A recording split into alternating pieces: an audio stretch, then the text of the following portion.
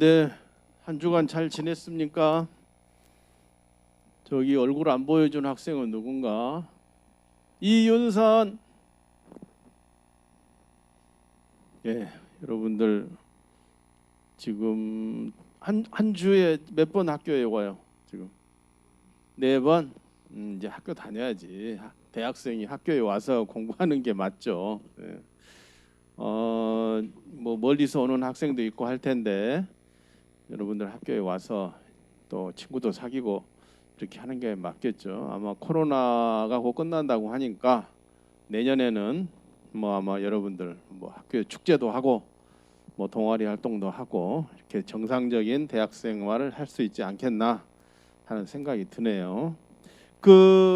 어제 여러분들이 6주차, 7주차 그 질문과제 6, 7팀에서 보냈는데 굉장히 좋은 질문들을 많이 했어요. 그래서 오늘 뭐 교재 강의도 강의지만 질문과제 여러분들 내준 것도 좀 같이 여러분들하고 빨리 보도록 하겠습니다.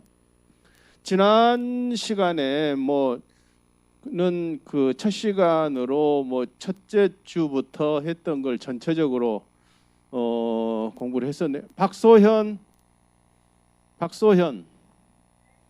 교수 얘기 잘 들립니까? 화면 잘 보이고요. 예, 강의하면 잘 보이죠. 예, 그래서 지금 여러분 이미 녹화 강의를 지난번에 얘기했지만 비반 외국인 학생들 또 있기 때문에 어차피 다 녹화해야 돼요. 그래서 여러분들한테 그냥 다 올려놨고, 그리고 강의실에서 강의는 지금 뭐 강의 교재에 다 얘기 못한 거 또 하고, 또 강의 내용도 조금 빠르게 여러분들한테 진행을 시키는 거로 그렇게 하려고 합니다.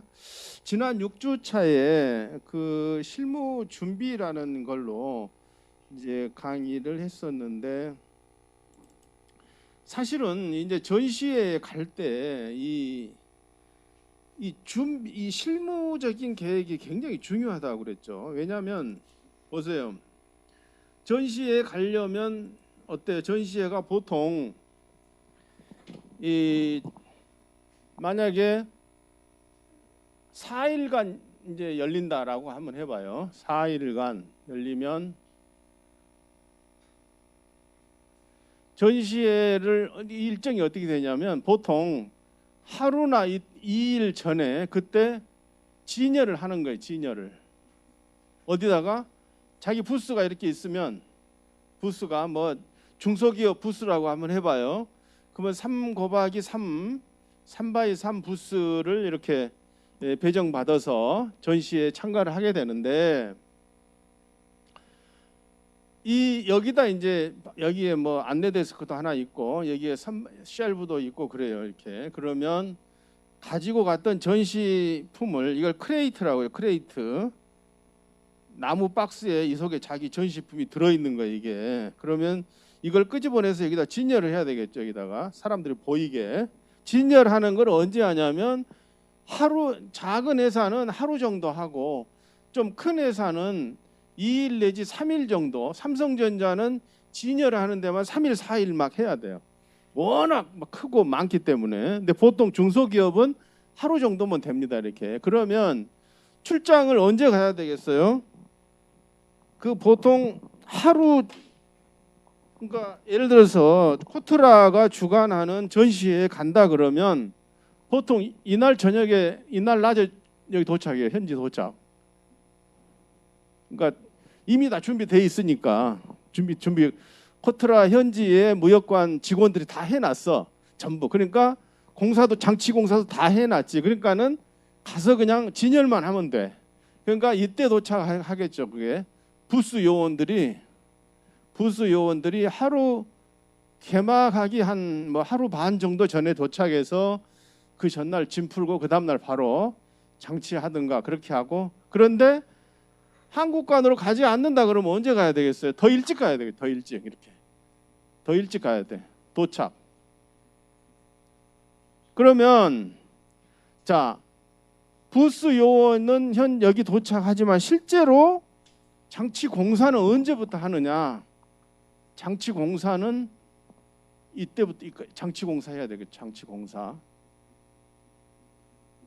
근데 큰 전시에서 미리 사각으로 성냥갑처럼 미리 만드는 이 스탠드 부스는 한꺼번에 쫙 전시 주최자가 다 해버리기 때문에 뭐 그렇게 머리가 아프지가 않아요. 그런데 한국관을 새로 만든다라고 한다면 디자인도 다시 해가지고 멋있게 뭐 이렇게 번쩍번쩍하게 하고 리깅이라고 하죠. 리깅 천장에 매달기도 하고 뭐 막 요란하게 해요. 막 전에 삼성전자나 LG전자 이런 데 보면 공연장도 있어. 공연장 거기다가 무대를 만들어 가지고 거기 요즘 저런 거 있죠. 요즘 뭐더라 뭐 재즈 기타 아니 그 클래식을 뭐 무슨 랩처럼 막 연주하고 그런 거 있죠. 빠르게 연주하는 그런 것도 하고 막 그래요.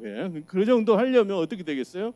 장치공사가 한 10일 전부터 한 10일 동안 이렇게 할 수도 있고, 조그만 전시회는 어떻게 하느냐? 한국에 코엑스나 이런 데서 하는 것은 보통 장치공사 한 2, 3일밖에 안 해요.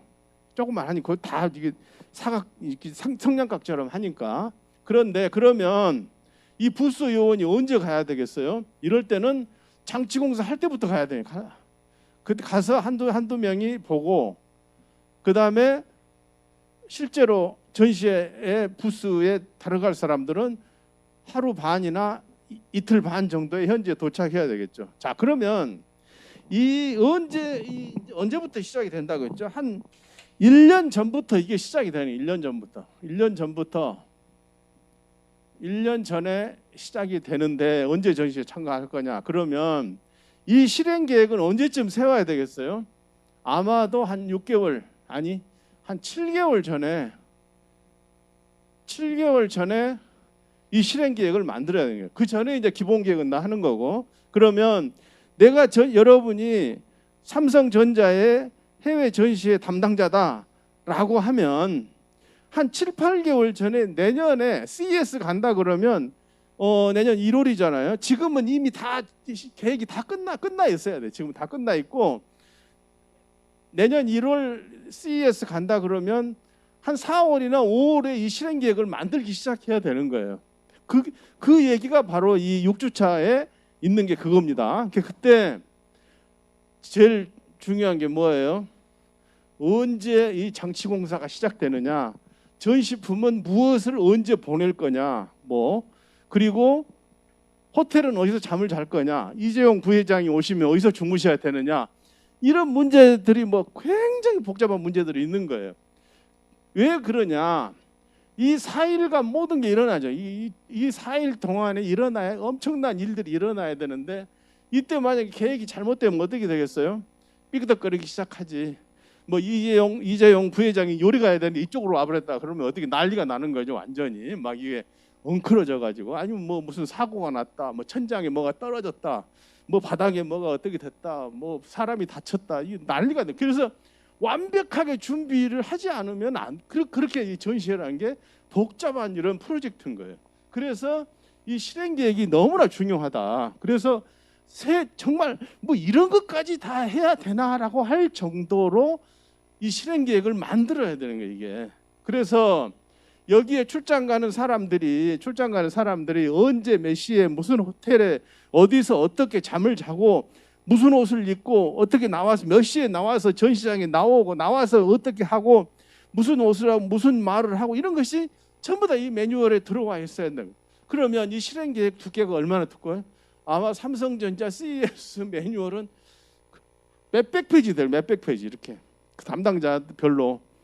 보통 그런 회사 대기업의 회장님이 움직이면 회장님 움직이는 것만 해도 몇백 페이지 계획서가 돼요. 시간대별로 그 사람도 움직여야 되니까.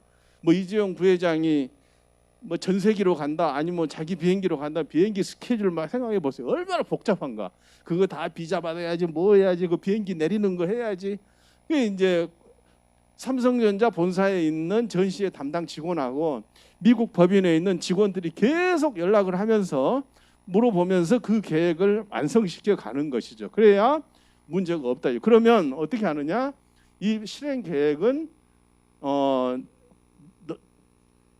가급적이면 디테일하게, 그리고 실용적으로 옛날 이야기 하면 안 돼. 옛날 이야기 그 작년하고 금년하고 또 다르고 뭐 그런 얘기들, 그런 복잡한 것들이 이 전시회에, 여러분이 만약에 삼성전자의 해외 전시회 담당 팀장이다라고 한다면 이 모든 것들이 머릿속에 다 들어가 있어야 되겠죠. 그래가지고 직원들을 데리고 여러분들이 일을 해야만이 차질 없이 그 짧은 정해진 시간 동안에 소기업 성과를 달성할 수가 있는 것이다. 그렇게 생각할 수 있죠. 그래서 제일 중요한 게 뭐라고 그랬습니까? 이 엑시비터 매뉴얼. 전시 주최자가 지난번에 우리 저거 했죠. 그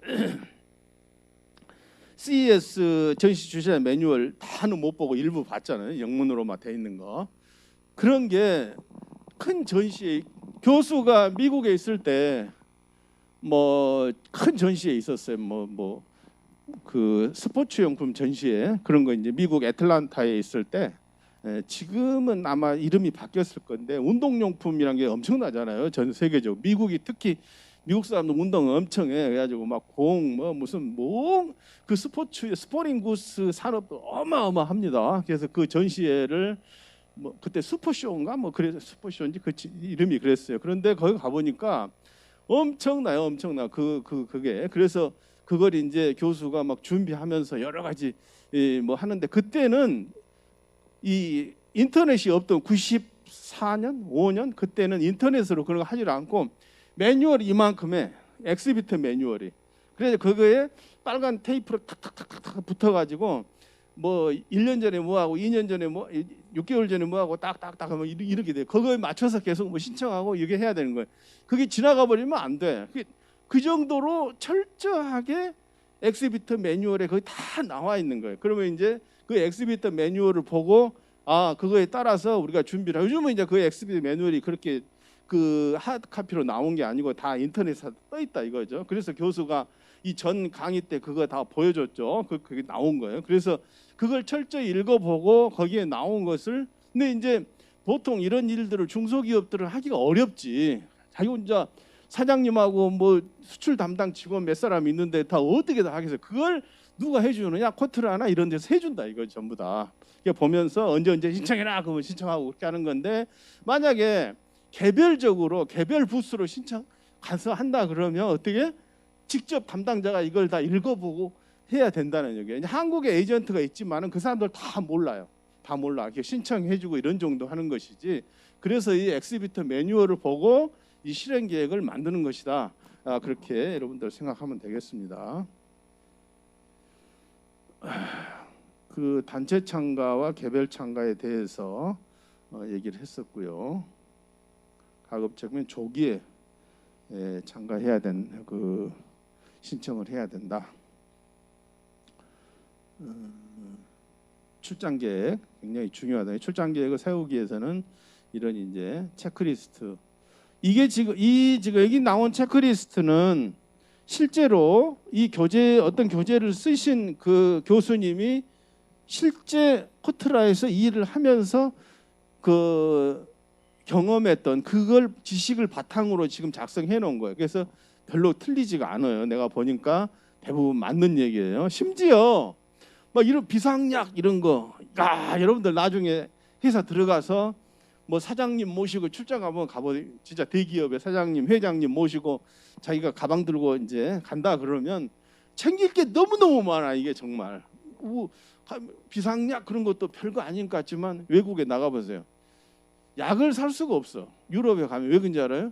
우리 같이 약국에 가서 약 주세요 안 줘. 의사 처방이 있어야 돼. 우리도 전문 요약품은 그렇지만 의사 처방이 있어야 되고, 의사 처방이 있으려면 또 병원에 가야 돼. 병원에 갈 수가 없어. 예약이 안 돼. 복잡한 그런 일, 더구나 개도국은 말할 것도 없죠. 그래서 그런 비상약까지 가지고 가는 이유가 그런 거라고 여러분들 보면 됩니다. 네.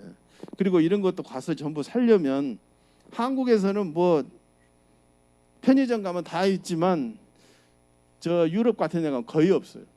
굉장히 비싸. 공짜로 주는 게 아무것도 없고. 그래서 가급적이면 이걸 놓치지 말고 가지고 가야 된다는 거죠. 그래서 코트라의 그 국가정보 이걸 여러분들이 잘 이용을 해야 됩니다. 가장 우리나라에서 이 컨트리 프로파일을 그 많이 있어요. 있긴 있는데 가장 정확하고 가장 상세하고 가장 업투데이트 돼 있는 게 코트라의 컨트라 프로파일입니다. 외교부도 있는데 거기는 외교부 건 상당히 좀 그 제한적이고 굉장히 아주 기본적인 것만 나와 있고, 왜냐하면 코트라는 그걸 할 수 있는 게 전 세계에 나가 있기 때문에 거기 살면서 그 직원들이 전부 계속 업데이트를 분기별로 하고 있어요. 이게 정확하죠. 이게 잘못된 정보를 가지고 가면은 좀 낭패를 당할 수 있기 때문에 가급적 그 가장 최신 정보를 가지고 가야 된다. 네. 전시의 용어 중에 여러분들 이해 안 되는 것도 있는데 별게 다 있어요. 이게 뭐죠? 이거 뭐예요? 이게 축제할 때 걸죠. 이런 것도 실제로 전시장 이런 거 써요. 정말 씁니다. 이게 씁니다. 번팅이라고 하죠. 번팅. 여러분들 이런 용어를 알고 있어야 돼요. 지금 여기에 뭐 쉬운 용어도 있는데 전시에서 쓰는 용어, 그래서 여러분들한테 이 전시의 용어를 지금 그 보라고 이렇게 해놓은 겁니다. 그래서 그거 좀 시험에서 낼 거예요. 전시의 용어.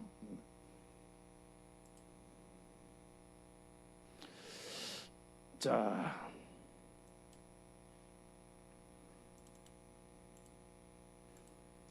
이게 또 안 되려고 그러네.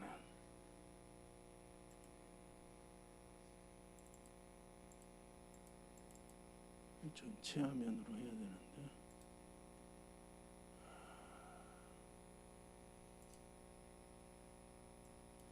할 수 없네. 그냥 해야 되겠네요.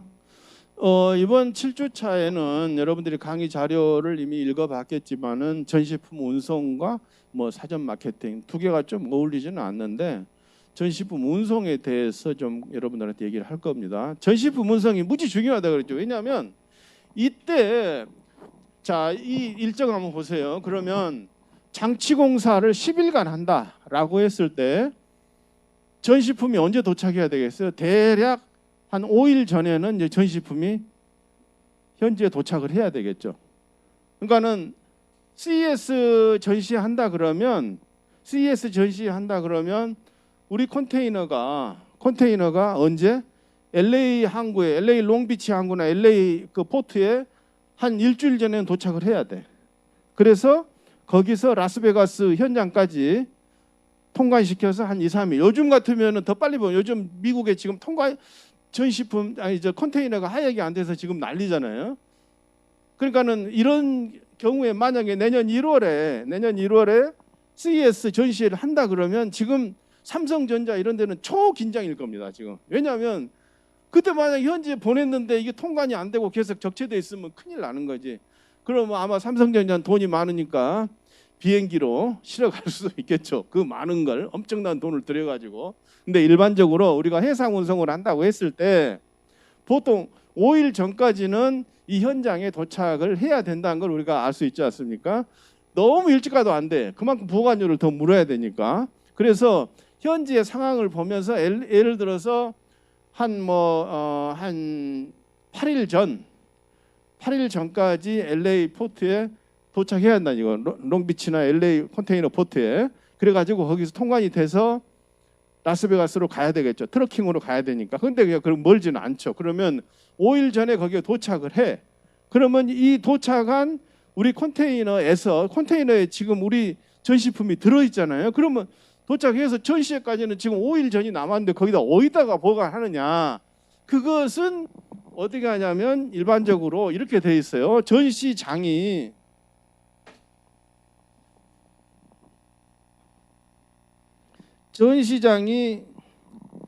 라스베가스 전시장이 이렇게 이게 전시장이라고 한번 해봐요. 이렇게 생각했으면 여기에 창고가 있어요. 보세 창고가 그 건물 옆에 딸려 있는, 우리 코엑스도 마찬가지예요. 딸려 있어가지고 이 전시품이 여기에 전시할 때까지 여기다 적체를 시켜놓는 거예요. 아니면 독일 같은 데는 어떻게 되어 있냐면 독일의 물류회사들의 창고가 여기 있어요. 물류회사들의 뭐 쉔커나 퀴네나겔이나 하는 회사들의 창고가 여기 있어. 여기다 넣어놓는 거예요. 여기다가 이렇게. 그러니까 어차피 이거나 마찬가지 보세 구역인 거예요. 그래서 여기다 넣어놨다가 우리 부스가 이렇게 있으면 언제 진열을 언제 한다고 그랬어요? 하루나 이틀 전에 한다고 그랬죠. 그러면 우리 이 나무 박스를 언제부터 이제 우리가 인스트럭션 줘야죠. 보통 이제 하루 전날 저녁에 우리 부스 앞에다 갖다 놔요. 이게 이 크레이트를 갖다 놓는다고. 그래서 여기에 뭐라고 되어 있죠? 몇 번 부스에 무슨 주식에 샀고 이렇게 영어로 다 써져 있을 거 아닙니까? 그러면 알아서 이 전시장에 있는 물류 업체가 이게 지게차에 떠가지고 딱 갖다 놓는다 이거죠. 그러면 아침에 가서 이것을 열어가지고 전시 부스 요원이 이걸 오픈시켜 가지고 그 안에 들어있던 전시품을 갖다가 여기다 진열을 하게 되는 것이죠. 그 과정. 자, 그러면 LA 항구에 롱비치 항구에 도착하기 전까지 지금 한국에서 발송을 해야 돼요. 발송을 보내야 되죠. 보내면 언제 보내야 되겠어요? 보통 유럽은 35일에서 한 40일 걸립니다. 35일 정도, 35, 40. 왜 근데 35일이면 35일이지 왜 에서 40일입니까? 그건 그 배가 부산항을 떠나서 상하이 항구를 들렸다가 뭐 대만의 카오슝을 들렸다가 이렇게 가게 되면은 시간이 좀 더 걸리고 조금 빨리 가버리면 시간이 덜 걸리고 그런 거예요. 우리 HMM이 가더라도 그때 그래서 이때 이제 실어 보내야 되는데 그걸 물류회사들이 다 알아. 우리가 며칠 전까지 도착해야 된다 그러면 지금 상황이 어떠 하니까 며칠까지는 이거 붙여야 됩니다. 그걸 계산을 해야 되겠죠. 그래서 이 전까지 뭘 해요? 전시품을 준비를 해놔야 되겠죠. 보낼 거 전부 준비해야 돼. 보낼 게 뭐가 있습니까? 실제 여기다가 진열할 진열품이 있죠. 삼성전자 같으면 뭐 텔레비전 뭐 이런 거 쭉 나올 거 아닙니까? 그게 이제 메인 아이템이 있는 거고 그다음에 부수적인 것도 있겠죠. 거기에 뭐 액세서리라든지 뭐 이런 거 있고 그리고 또 뭐가 있어요? 사람들이 나눠줄 뭐 카탈로그 이런 거 굉장히 무겁잖아요. 삼성전자 같으면 뭐 4일 5일 동안 CES 할 동안에 수만 명이 막 거기 와서 바글바글 할 텐데 그 사람들이 한 권씩만 가져가도 몇만 개의 홍보물이 막 있어야 되는 거예요. 그러니까 그런 걸 손으로 가져갈 수 없으니까 이 배로 붙인다 그렇게 생각하면 됩니다. 그걸 이 시간에 이제 공부를 하는 거 얘기를 해볼게요.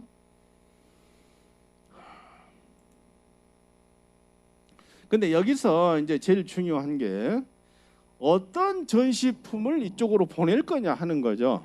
즉 우리가 전시에 이걸 굉장히 이 한정된 기간 동안에 돈을 많이 들여서 삼성전자 같은 몇백억 든다고 그랬죠. CES 한번 가는데 엄청난 돈이죠, 그게.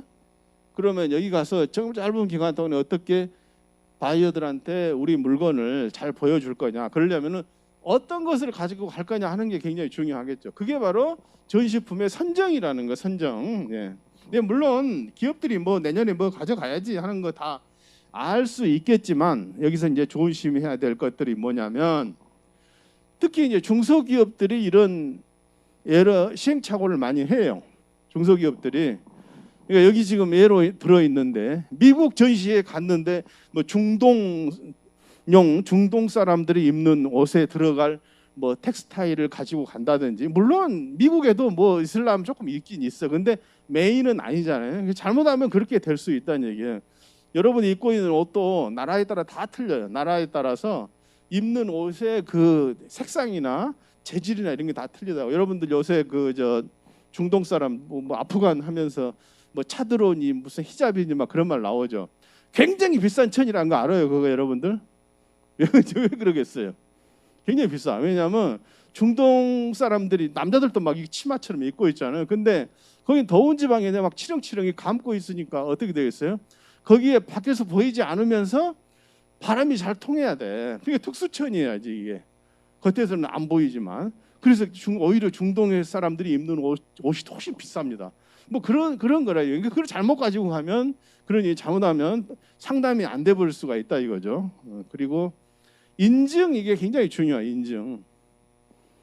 전자제품이나 의료기기, 의약품 이런 거 인증이 없으면 서티피케이트 있어야 서티파이드 돼야 된단 말이에요. 인증에 대해서 여러분들 아마 학부 학생들은 잘 배우지 않을 건데 여러분들이 HS 코드 시스템이라는 거 알죠? HS 코드 보면 거기에 뭐 쭉 산동물 라이브 애니멀부터 저 뒤에 뭐 저기 뭐 무슨 중고품까지 쭉 나오는데 그 중에서도 그 나라에 서티피킷을 받아야 되는 품목들이 있단 말이에요. 전기 전자 제품은 우리나라 공산품 관리법에 의해서 그걸 등록이 되지 않으면 판매를 할 수가 없죠. 그런데 마찬가지로 전시품을 우리가 가지고 갈 때 그 나라의 인증을 받지 못한 거 가지고 가면 이 상담이 안 되는 거지. 뭐 언제 받을 거예요? 그러면 글쎄요, 뭐 잘 모르겠네. 주문을 해주시면 제가 받겠습니다. 그런데 그거 현실적으로 말도 안 되는 얘기일 수 있어요.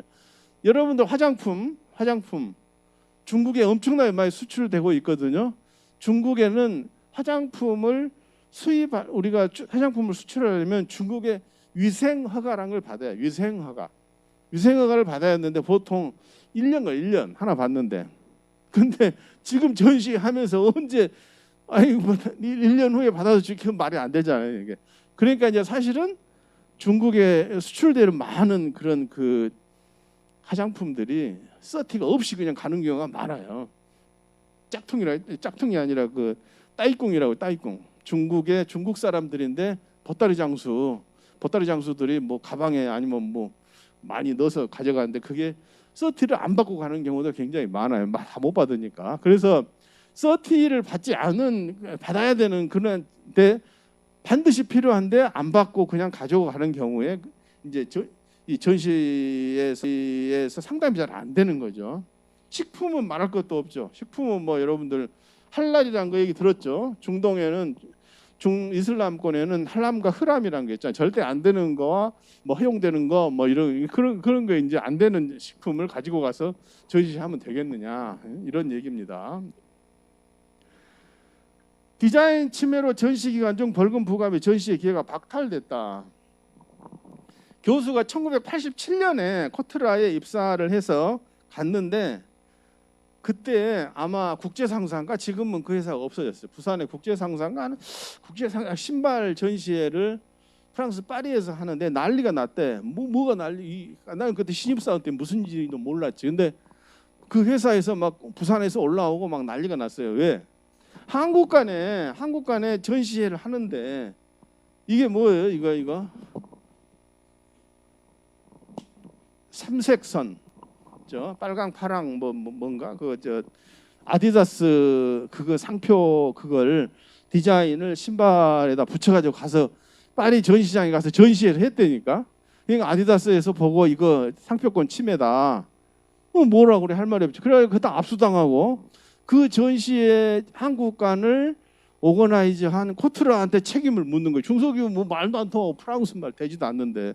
그래서 굉장히 곤욕을 치르고 그 막 야단이 났던 그런 적이 있어요.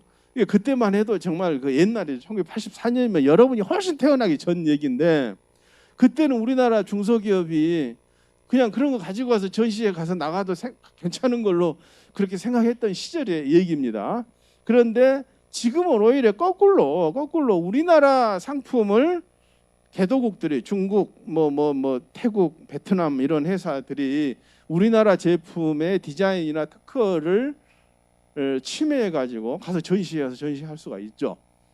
그런 일들이, 그러니까 투웨이로 둘 다 뭐 우리가 그걸 침해할 수도 있고 아니면 우리의 제품에 대한 걸 침해 당할 수도 있는 그런 것들을 이제 우리가 알고 전시에 나가야 되는 거예요. 그래서 전시회 할 때 여기에 진열을 했고 있을 때는 만약에 우리 교수도 그런 경험을 많이 했는데 우리 중소기업들이 혹시 막 보여주면 안 돼. 막 중국 사람들이 와가지고 사진 찍고 가서 그 다음날 짝퉁으로 막 가서 또 시장에다 내판다 해가지고 잘 안 보여줘. 여기다 써놓기만 하고 바이오 오면은 그때 몰래 보여주고 그런 해프닝도 막 있고 했는데 아무튼 그때 따라서 이제 대처를 해야 되겠죠. 그런데 이 전시품을 이제 선정할 때 그 나무 상표권을 침해하지 않는가 하는 것이 굉장히 신경을 써야 된다. 특히나 지금 같은 경우에는 우리가 상표권을 침해하면 굉장히 곤란하죠. 네. 고려 사항 그랬어요. 어떤 걸 할 거냐, 기술 혁신, 독창성. 특히 내가 미국 CES에서 전시했던 분을 내가 만났어요. 그래가지고 얘기를 들어보니까 미국 CES는 그 모조품은 아예 전시에 제외시켜 버린대. 그러니까 뭐 전시할래 해가지고 아마 뭐 사진 내고 이거 해야 돼. 근데 CES에서 보고 요즘은 AI 인공지능을 싹 봐가지고 뭐 제품 이거 한번 딱 해보면 몇 초 만에 이건 짝퉁이 나온다. 금방금방 다 나와버리잖아요. 그러니까는 거짓말 할 수가 없는 거짓말 할 수가 없어. 그 이제 지금 아마존 같은 마찬가지잖아요. 아마존도 뭐 자기가 뭐 상품 팔고 싶은데 상품 올리면 바로 제까닥 뭐 교수가 무슨 일이 한지 알아요?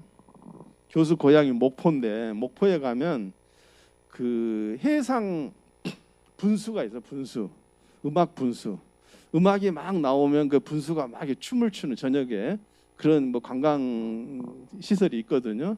근데 거기 가가지고 무슨 노래가 나와 뭐 목포의 눈물인가 뭐 노래가 나오면서 이제 하는데 그걸 스마트폰으로 찍었어요. 그러니까 스마트폰에 그 노래가 녹음됐을 거 아닙니까?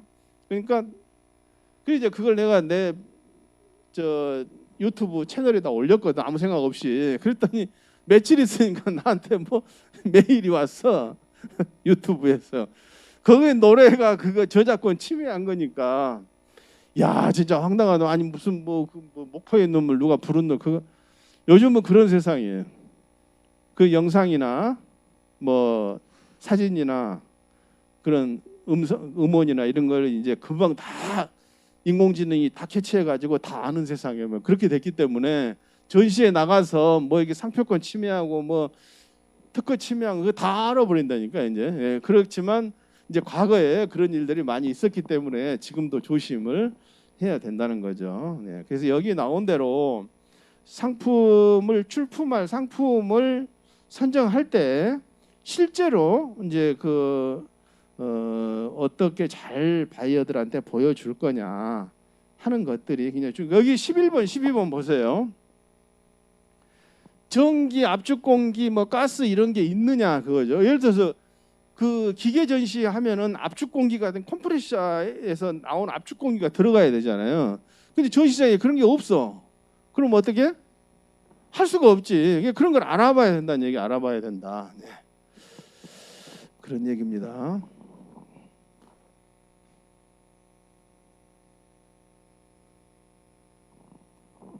우리 여러분들 아침에 오느라고 졸리죠? 우리 손 한번 기지개 한번 켜.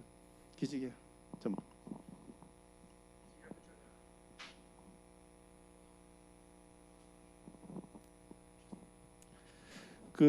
그래서 전시품 이거 할 때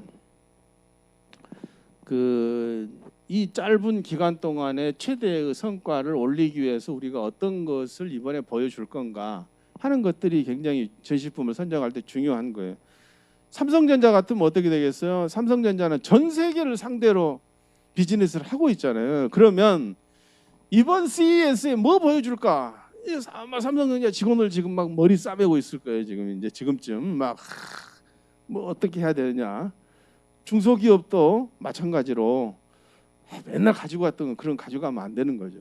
뭔가 좀 바이어한테 어필할 수 있는 그런 전시품을 가지고 와야 된다 그런 겁니다.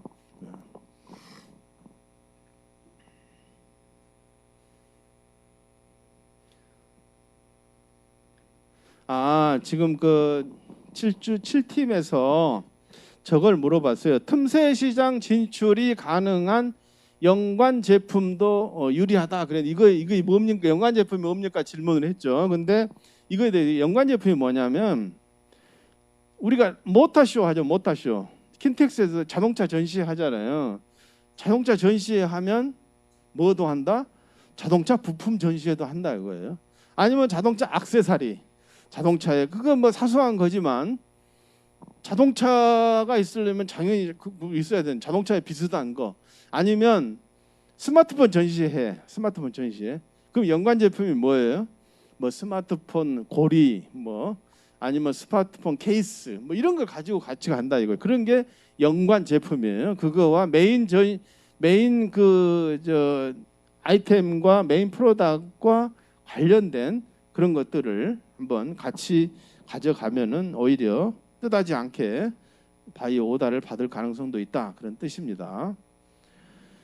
그 지적재산권 침해 그 부분을 이제 교수가 계속 지금 얘기를 하고 있습니다만은 요즘은 우리가 침해하기보다는 다른 나라들이 우리 지적재산권을 침해할 가능성이 있기 때문에 그것을 방지하기 위해서 뭐 촬영 금지 뭐 이렇게도 써놓기도 해요. 근데 꼭 촬영 안 해도 다 알 수 있는, 보기만 해도 우리나라 우리 기술자들이 그런 거 알아요. 옛날에 1970년대 60년대 이럴 때 일본 가가지고 일본 가서 이렇게 보기만 하면 다 알아. 야, 오늘 보고 또 다른 사람이 내일 가서 보고 그래야 도면을 밤새 그려. 그렇게 해가지고 지금 우리 제품 만들고 했던 그런 숨겨진 얘기들 많아요. 그러니까는 기술자들은 보기만 해도 안 되니까 보기만 해도 그렇게 돼 있어요. 그래서 잘 안 보여주려고 하는 그런 것도 있고 그래요. 그 특히 이제 뭐 훔쳐가는 경우도 있어. 실제 다 그런 거 봤어요. 신제품 여기다 내놓잖아요. 그러면은 경쟁사나 이런 데서 그걸 슬쩍 해가지고 이렇게 가지고 가버려 이게.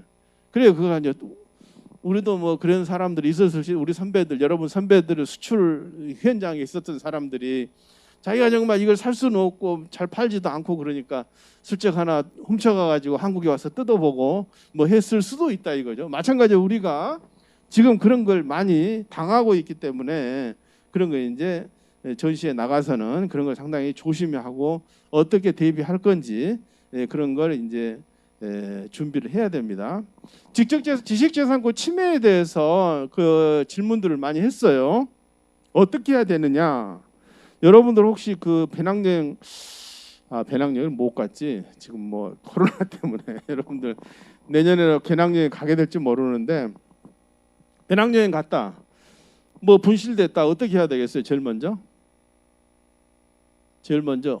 경찰 조서를 받아야 돼. 경찰을 거기 그러니까 예를 들어서 모텔에서 자다가 자기 가방이 없어졌다. 그러면 어떻게 하느냐? 여행자 보험 들었잖아요. 그거 신청하려면 현지 경찰에 확인서가 있어야 돼. 그럼 거기서 경찰한테 연락하면 경찰이 와가지고 이거 뭐 해서 이 사람이 잊어먹었다. 이걸 한 장 끊어줘요. 뭐 현지로 돼서 아무 상관없어. 그걸 반드시 받아야 되는데 마찬가지로 전시장에서도 자기 지식재산권 자기가 침해 당했다든지 아니면 분실을 했을 때 경찰 뭐 정시 주최자한테 얘기를 하고 해가지고 경찰한테 확인서를 받는 거예요. 이게 그래야 그게 이제 보험 청구를 하든가 아니면 전시 주최자한테 너희들이 잘못해서 우리가 지금 이런 일이 발생했노라 뭐 이렇게 얘기하든지. 그래서 제일 중요한 게 경찰 조서 그리고 전시 주최자의 확인서, 이런 서면 확인서를 받아두는 게 굉장히 중요하고요. 그다음에 요즘은 뭐 스마트폰이 있으니까 그냥 뭐 그 현장을 아니면 다른 사람이 다른 어떤 외국 회사가 우리 제품을 카피할 수 있잖아요. 그러면 그걸 살짝 해서 사진을 찍어가지고 그걸 증거를, 왜냐하면 그거 없애버리면 뭐 없잖아요. 이거 뭐 나중에 뭐라고 하면 없애버려. 다시 가보니까 없어. 그렇게 하면 안 되니까 미리 딱 그 발견됐을 때 사진도 찍어놓고 이런 서면 증거를 확보를 하는 게 굉장히 중요하다. 그런 겁니다. 무형 제품. 교수가 그 퀄컴사 한국에서 전시할 때 하는 그 사진을 찍어놓은 게, 퀄컴이라는 게 뭐예요? 우리 스마트폰에 들어가 있는 그 칩을 얘기하잖아요. 그거 하나 전시해서 보여줄 수가 없잖아요. 그런데 뭔가를 많이 설명을 하고 싶으니까 이렇게 뭐 막 그래픽도 크게 하고 뭐 동영상도 만들고 해가지고 하는 그런 걸 봤습니다. 그래서 이 전시품을 어떻게 보여주고 어떻게 이제 바이어들한테 이 어필하게 할 거냐 하는 게 머리를 많이 써야 돼요. 물론 이제 디자인하는 회사하고 같이 이렇게 뭐 하겠지만은 머리를 많이 써야 돼요. 전시품의 성격에 따라서.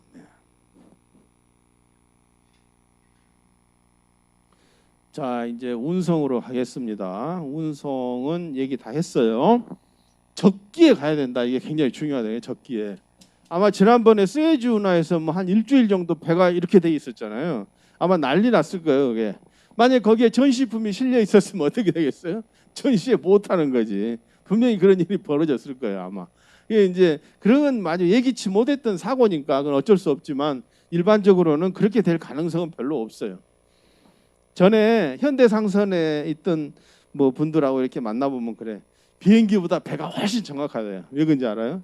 배가 이렇게 쭉 가잖아요. 배는 좀 빨리 갈 수도 있고 늦게 갈 수도 있어요. 그런데 만약에 함부르크 항구에 맨날 몇 시에 도착하게 돼 있는데 좀 빨리 왔어. 그럼 여기서 천천히 오면 천천히. 비행기는 천천히 갈 수가 없잖아요. 더 빨리 갈 수도 없고. 그래서 뭐 훨씬 정확하다 뭐 그런 얘기도 하는데 어쨌거나 전시품은 적기에 현지에 도착해야 되기 때문에 전시 주최자가 어떻게 하느냐 하는 것을 잘 읽어봐야 한다. 너희 전시품은 언제까지 와야 된다. 너희 전시품은 너무 늦게 오면 안 된다. 너무 빨리 오면 그런 말이 다 적혀 있어요. 전시 매뉴얼에 언제까지 와라. 왜 그러느냐? 전시회가 4일간 열리지만 장치공사 하는데 10일 걸린다 이거죠. 10일, 장치공사와 진열하는데 10일. 그러면 10일하고 4일, 14일 아니에요? 그리고 철거하는데 한 3일, 4일 걸려. 그럼 얼마예요? 전체? 한 20일 정도가 필요하잖아요. 그러면 이 전시회의 전체 오거나이저는 전시장으로부터 20일간 임대를 한 거예요. 이 장소를. 20일간. 그러니까 20일 전에, 이게 10일 전에 자기들이 임대한 전에 막 전시에 온 전시품이 오면 감당할 수가 없는 거지. 그래서 전시 주최자는 언제까지 전시품 보내라 하는 얘기가 거기에 써져 있는 거예요. 그게. 그래서 그걸 잘 읽어보고 그걸 역으로 계산해 가지고 언제 간다. 이렇게 해야 돼. 그리고 지금 그 어떤 학생이 또 이런 질문을 했대요. 만약에 뭐 8일, 5일 전까지 전시장에 전시품이 와야 되는데 어떻게 10일 전에 와버렸어. 그럼 어떡합니까? 이제 난감하잖아요. 그럴 때는 그것도 물류회사가 책임을 지는 거예요. 그래서 LA 그 라스베가스까지 5일 전에 개막하기 5일 전에 도착해야 되는데 보니까는 LA 롱비치 항구에 한 15일 전에 도착을 했어. 그럼 아직 시간이 많이 늦잖아요, 이게. 그러면 물류회사 창고에다 그냥 놔두는 거예요, 이게. 놔두고 있다가 물류회사가 이제 5일 전에 그때 하루 전에나 이렇게 롱비치에서 출발하겠죠. 그래가지고 여기다가 갖다 주는 이제 그렇게 하는 물류회사가 그런 걸 책임을 지기 위해 물류회사가 그런 걸 이제 생각을 해서 이걸 하겠죠. 전시품 운송 방법 그랬는데 운송 방법에서 FCL이냐 LCL이냐 그런 것도 잘 생각을 해야 돼요. 여러분들 LCL, FCL은 알죠? 풀 컨테이너 로딩하고 이 뭐야?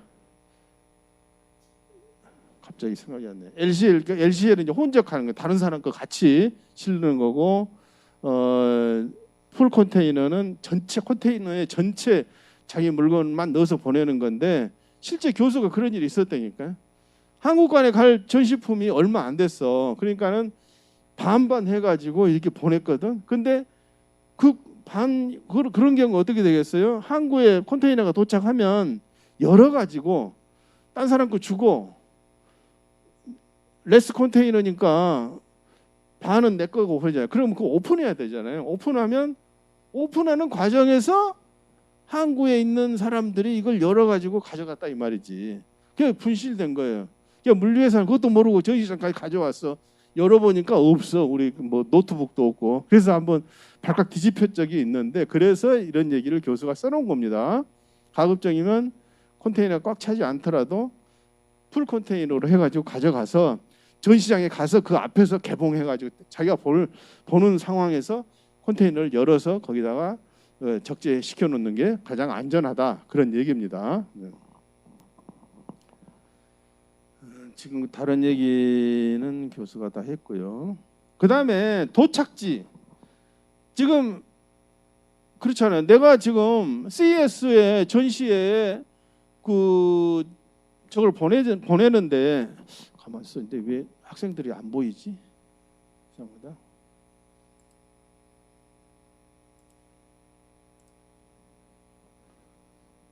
김단비 교수 목소리 잘 들려요? 그래요. 다행이네. 근데 갑자기 화면에서 사라졌어 뒤에. 그래서 누가 채팅을 했네.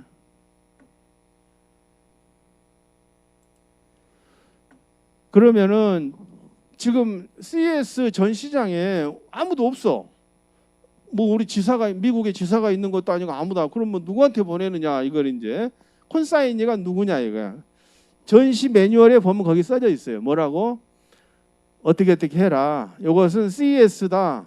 그리고 그 밑에 뭐 부스 넘버, 회사 이름, 뭐 어떻게 주소, 뭐 이게 전화번호 이렇게 쓰라고 그 매뉴얼대로 그대로 써서 거기다 탁 붙이면 되는 거예요. 그러면은 저절로 그 자기 전시 부스에 도착을 하게 돼 있어요. 왜냐하면 전시 부스에 여기 넘버가 붙여 있잖아요. 이게 A에 001 이렇게 붙어 있어. 그러면 A에 001 부스로 이걸 보내주세요라고 하면은 그쪽으로 보내주게 돼 있다는 겁니다.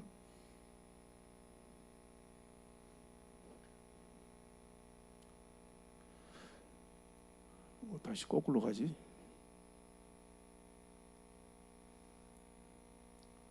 여기서 이제 그 어떤 물품을 그 선적할 거냐 하는 문제입니다. 거기서 이제 휴대할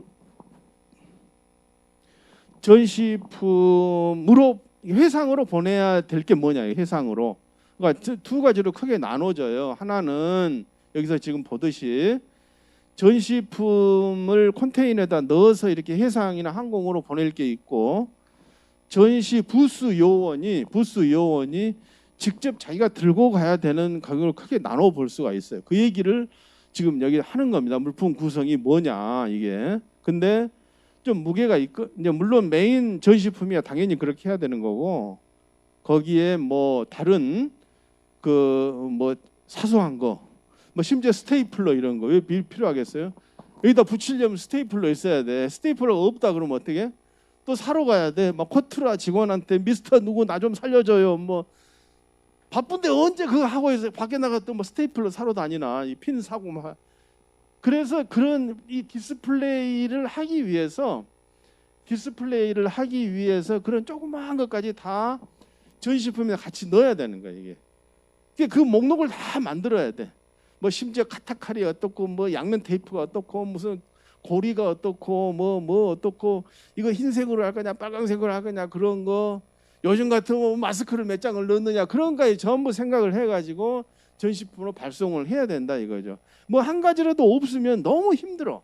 뭐 이리저리 뛰어다니고 뭐 전시장에 가면 없어. 뭐 몇천 개 업체가 막 디스플레이 하고 있는데 어디서 뭐 스테이플러 찾으러 어떻게 다녀. 그래서 테이프, 스테이플러 뭐 이런 거까지 다 전부 해서 보내야 된다는 게 바로 그런 거예요. 그걸 딱 열었을 때 거기에 디스플레이 할 때 전시품이 탁 나오면서 거기에 자기가 필요한 물건들이 딱딱딱딱 나와 있어야 돼. 그러니까는 이 플레이트에다가 집어넣을 때 이 전시품 하나하나를 전부 다 생각해서 거기에 넣어야 된다. 심지어 뭐 벤치, 뭐 플라이어, 막 무슨 이런 거, 뭐 줄자, 막 이런 거까지 다 들어가. 특히 어떻게 돼 있어요? 기계 전시회.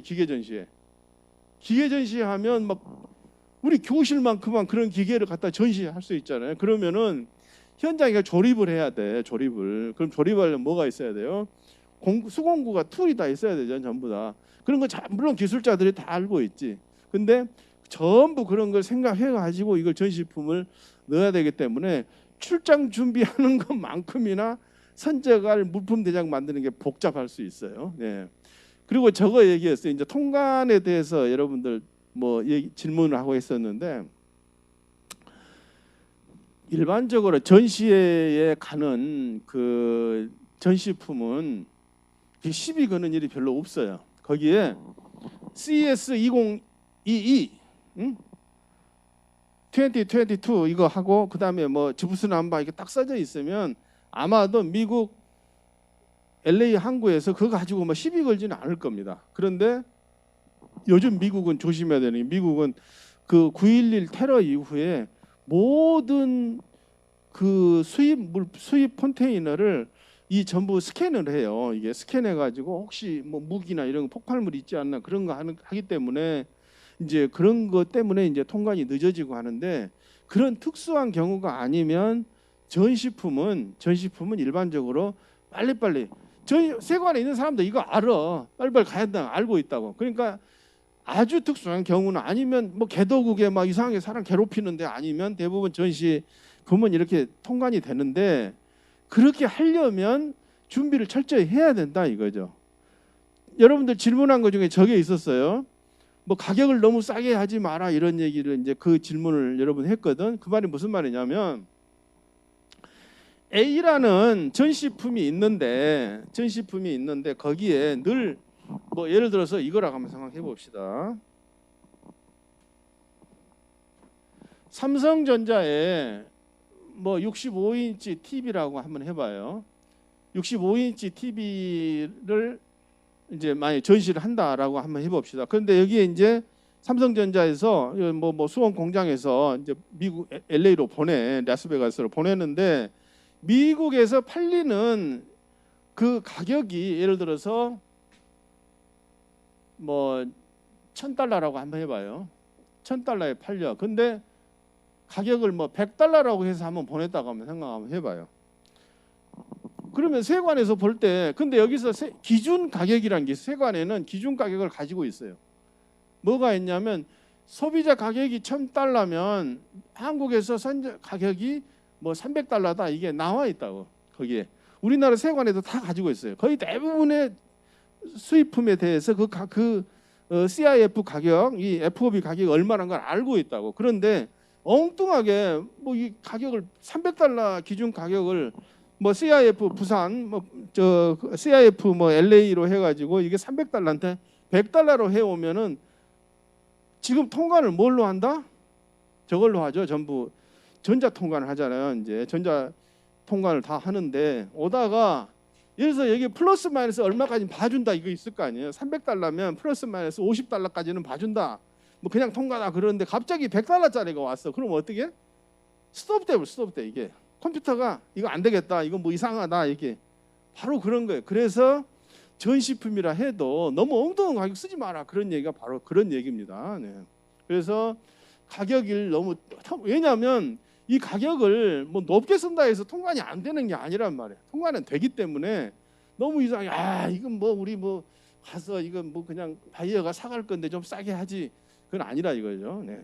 아니면 거꾸로 할 수도 있죠. 뭐 크게 $600 이렇게 쓰게 되면 또 거기서 또 수도당해. 이제 그런 거라 이거.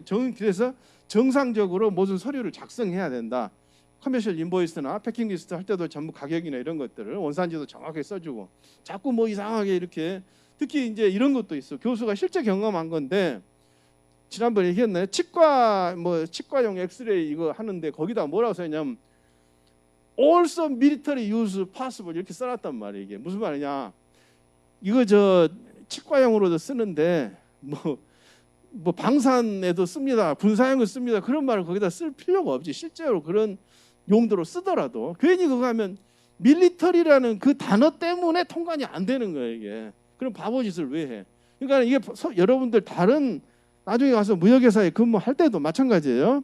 서류 작성할 때 불필요한 얘기 괜히 쓸 필요가 없네요. 자세히 써야 되지만 혹시 뭐 제일 컴퓨터가 잘 걸러내는 단어가 뭐예요?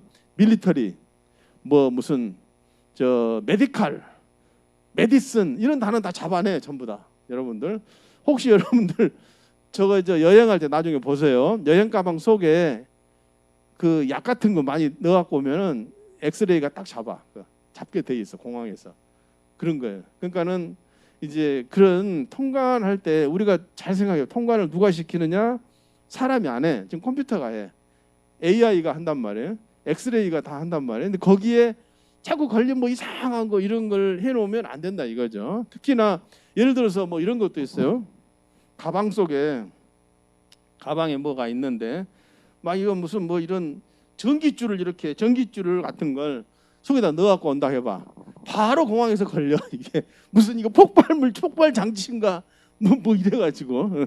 그래서 그 통관을 잘 하고 아무 문제가 없게 하려면 그런 쓸데없는데 지적당하지 않도록 해야 된다는 그런 뜻입니다. 네.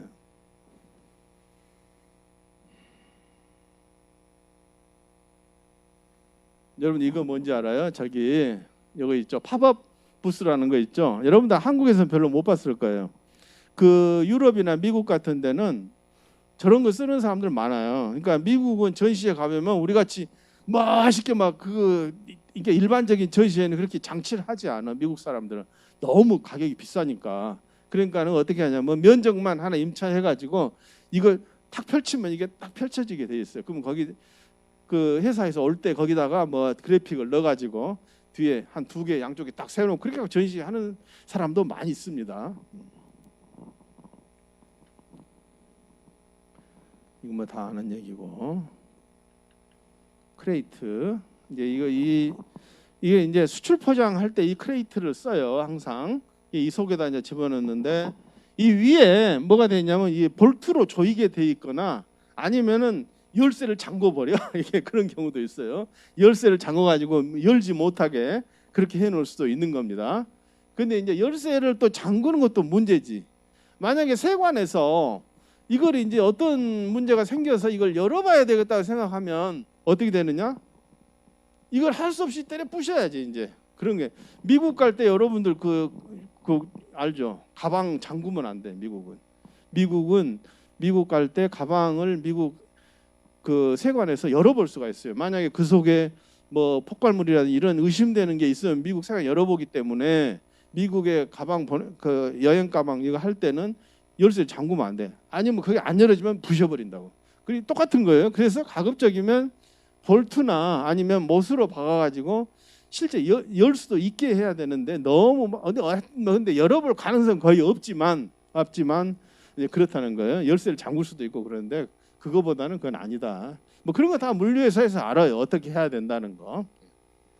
핸드캐리 해야 되는 거. 서류 이런 거 그냥 항공으로 배로 붙이면 되겠어요? 안 되지. 계약서를 어떻게 배로 붙여버려? 그러면 안 되고 그럼 나중에 언제 어떻게? 그래서 꼭 들고 가야 될 것인지 아닌지 그런 건 이제 판단해가지고 이거 붙일 거냐 안 붙일 거냐 하는 걸 판단하는 겁니다.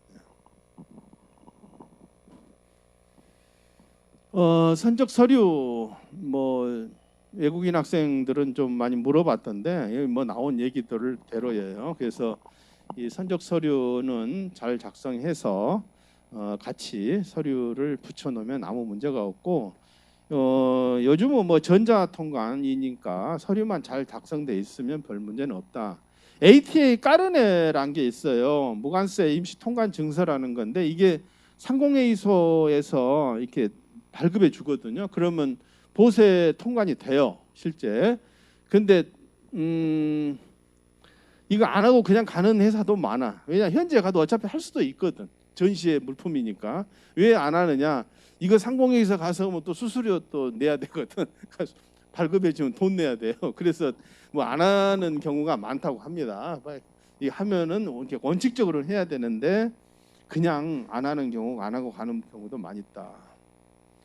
개인 물품 준비.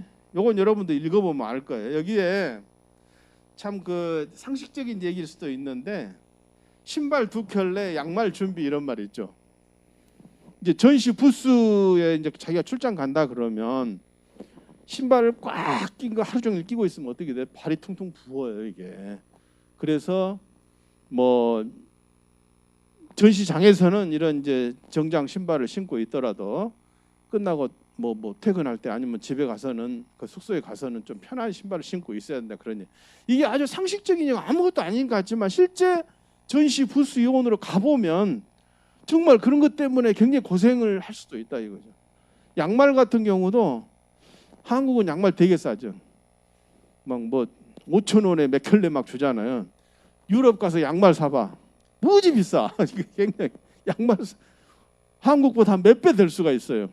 그래서 양말도 좀 많이 가지고 가라 그런 얘기예요.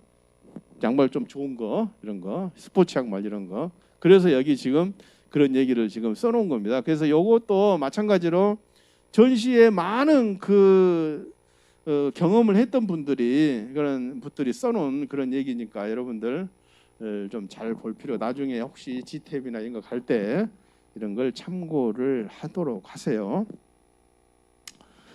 복장 얘기가 나오죠. 복장 어떤 복장을 입느냐. 거기 지금 CES 할 때 그거 나왔었죠. 뭐 세계 각국에서 사람들이 오니까 너무 야한 거 입지 마라. 뭐 노출 심한 거 입지 마라. 이슬람 사람들은 그런 거 절대 싫어하잖아요. 그러니까는 그런 복장 규정 조심해. 거기에 뭐라고 나왔습니까? 비즈니스 어타이어라고 나왔잖아요. 이게 그 사무복 이런 정도로 입으면 된다 그랬는데 마찬가지로 이제 그 복장을 어떻게 하고 갈 거냐. 너무 그렇다고 막 너무 막 멋있게 할 필요는 없지만은 그저 어느 정도는 좀 품격 있게 해서 바이어들한테 또 그 온 분들한테 이렇게 그 자기 모습을 잘 보여주게 해야 된다. 이런 것도 있어요. 요즘 여러분들 디지털 치매라는 얘기 들어봤어요? 혹시 스마트폰 잊어버린 적이 여러분 있을 거 여러 학생 중에 스마트폰 요즘 잊어버리면 집에도 못 가는 사람이 있어. 우리 집 전화번호가 뭐더라고?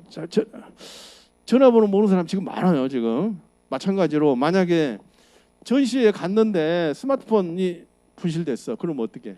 한국에 전화도 못하고 큰일 나는 거지. 그래서 그런 비상 연락망을 가지고 있어야 하는 게 만일에 그런 일이 벌어졌을 때 그렇다 이거죠. 아니면 자기 전화번호를 엑셀 파일이나 이거 해가지고 가지고 가야네. 한국에서 같아야 문제가 없지. 아니면 클라우드에 올려놓는다든지 해가지고 바로 현지에서 하나 사가지고 전시 그 빌릴 수도 있고 그래요. 그러면 해서 바로 클라우드에 다운받아가지고 이렇게 쓴다든지 그런 대비를 해야 되고 특히 뭐 충전기 이런 거 나도 그런 거 요즘은 이제 뭐 스마트폰이 좋아져서 그런 거지만 그 당시 내가 뭐 독일에 있는데 전시할 때 보면 아이고 뭐 부장님 지금 핸드폰이 안 됩니다. 왜 그래요? 배터리 다 됐어요.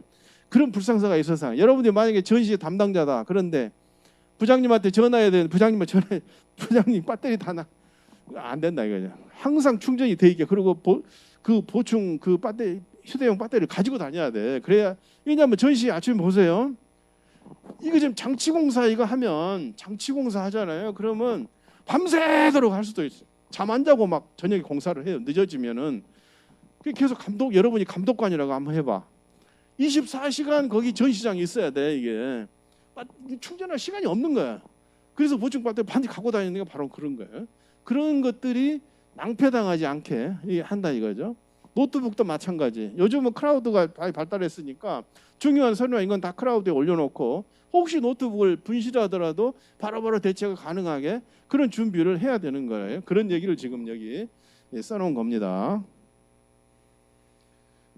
반송은 뭐 이제 끝나고 나서 다시 올 때 이 얘기죠. 핸드캐리할 반송 물품 그때 어떻게 반송해야 그리고 이제 핸드캐리 할 때도 반송할 때도 마찬가지예요. 전시에 갔다 오면 바로바로 바이어한테 연락하고 해야 되는데 뭐 상담 일지를 갖다 붙여버리면 어떻게 되겠어요? 그럼 와서 뭐 이거 한 달 뒤에 뭐 바이어한테 이미 다 뭐 사또 뜨고 나발딘 분 뒤에 뭐 바이어한테 연락해봐야 오다가 안 받지. 그래서 무엇을 반송하고 무엇을 반송 안 할 거냐 하는 것도 잘 생각을 해야 된다 이거죠. 거기 현장에 있을 때. 네. 근데 이제 요즘은 또 그래요. 그냥 만약에 바이어 상담했다 그러면 바로바로 그 자리 사진 찍어가지고 바로바로 자기 클라우드에 올려버려. 혹시 그거 없어지더라도 뭐 되는 거니까. 네. 그런 그 아이디어도 필요하겠죠.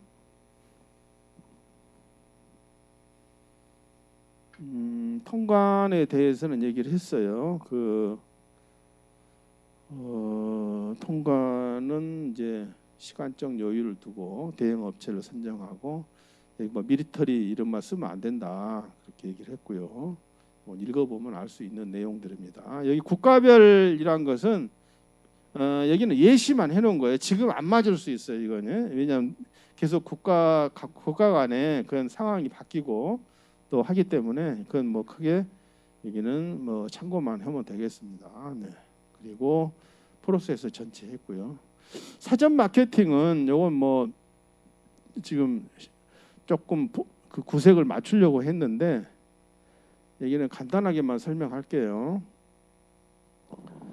이제 전시품 붙였어. 그러면 이제 한숨 놓지 가슴을 쓸어내리고 아이고 이제 2달 남았구나 하면 아니면 이제 좀 그 전시품 발송이 좀 늦게 하는 것 같으면 그 전에 미리 해야 되겠죠.